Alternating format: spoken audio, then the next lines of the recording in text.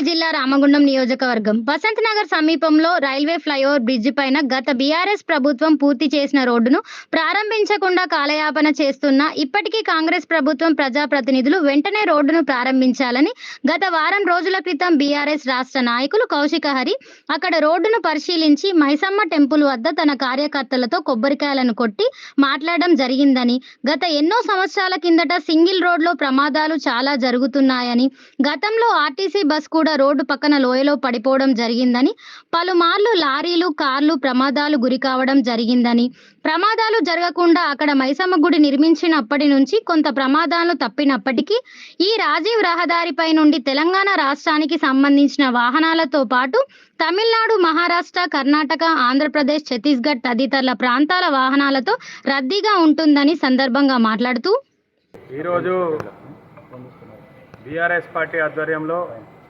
ఏదైతే మన బసంత్ నగర్ కాడ రైల్వే ఓవర్ బ్రిడ్జ్ కంప్లీట్ అయిపోయి 6 నెలలు అవుతుంది, దాన్ని ఓపెన్ చేయాలని చెప్పి పోయిన వారం కూడా మేము అందరం కూడా కలిసి అక్కడ మైసమ్మకు మొక్కి కనీసం ఇక్కడ ఉన్నటువంటి నాయకులకు తెలివచ్చే విధంగా ఉండాలి, లేకపోతే ఈ సోమవారం వరకు వాయిదా పెట్టినాం.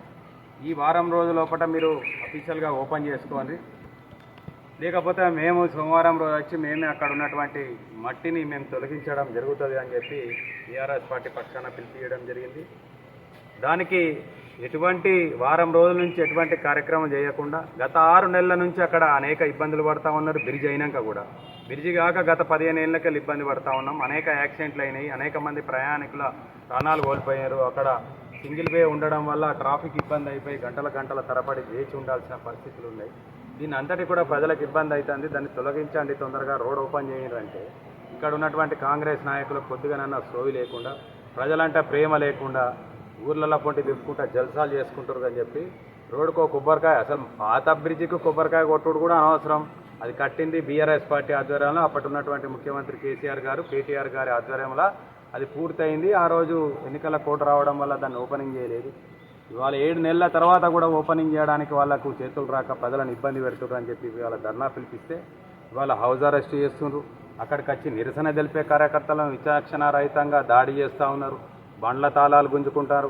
అక్కడ ఉన్నటువంటి మన అంతర్గాం ఎస్ఐ చిన్నపిల్లలాగా ఏందది వ్యవహారం, దురుసుగా వ్యవహారం చేయడం కానీ ఆ తాళాలు గుంజుకునుడు. అక్కడ నిరసన తెలిపేది, రోడ్డు మీద నిరసన తెలిపే హక్కు కూడా లేదా ఇవాళ రేపు?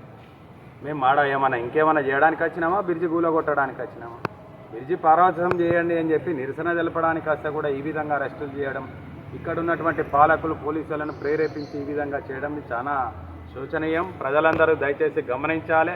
ఆ చిన్న పనిని, అయిపోయిన పనిని ఓపెనింగ్ చేయడానికి కూడా ఇక్కడ గెలిచిన ప్రజాప్రతినిధులకు నిర్లక్ష్యం వహిస్తూ ఈ విధంగా అరెస్టులు చేయడం, భయభ్రాంతులకు గురి చేయడం ఇది చాలా దుర్మార్గం అని చెప్పేసి ఇవాళ ఆపుతారు కావచ్చు, రేపు ఎల్లుండి ఇంకా వారం రోజులు అయితే ఆపలేరు కదా. తప్పకుండా దాన్ని ఎట్టి పరిస్థితుల్లో మీరు చెయ్యాలే, చేయకపోతే ఆ మట్టిని మేమే ప్రజలందరూ కూడా తొలగించడం అనేది ఖాయమని చెప్పేసి ఇప్పటికైనా ఇక్కడ ఉన్నటువంటి పాలకులు ఏదైతే ప్రజలకు ఇబ్బందులు కలుగుతున్న సమస్యల మీద మీరు పూర్తిగా మనసు పెట్టి పనిచేయండి.